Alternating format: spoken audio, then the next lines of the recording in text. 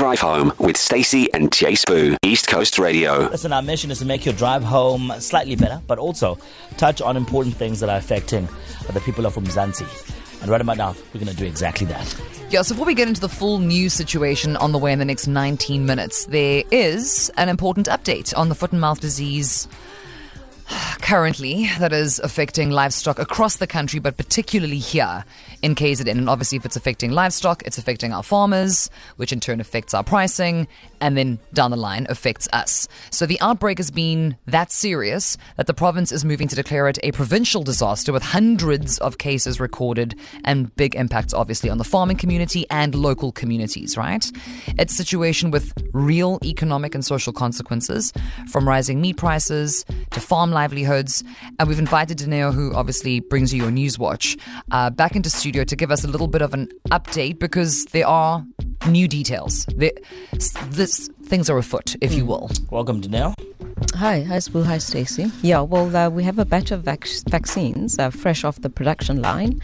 And this batch is the first vaccines that have been produced at the facility, which is situated in Pretoria North, in more than 20 years. And how we got to this situation is because we, as South Africa does, we've allowed things to become obsolete, you know what I mean? So we didn't have the technology that was no longer up to standard, and we also were no longer compliant with international manufacturing standards, and therefore the facility had to cease producing vaccines while they modernized and brought everything up to standard.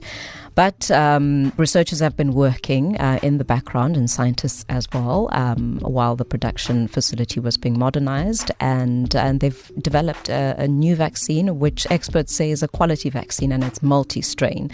And hopefully it will go towards, slowly but surely, tackling this crisis. Yeah, eradicating it, right? Because this is not the first time that foot and mouth disease has struck panic in this country. So I mean, obviously, if we can have it straight from Pretoria North, pop it on a plane, we can get this seen to, because time is of the essence with something like this. Yeah, well, it's a crisis that's been deepening since 2019.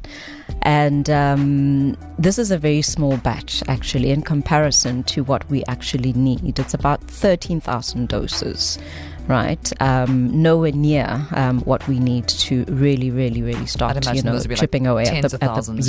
In comparison, just last week, the KZN government announced that they're expecting about 1.5 million doses of vaccines to come from overseas, hopefully this week, and that's just the first batch. Sure. So you compare this to the 13,000, nowhere near enough. So if anything, at this point, as they scale up the production, it's more of the local vaccines augmenting what we're going to be getting from overseas. But still some good news. Yeah.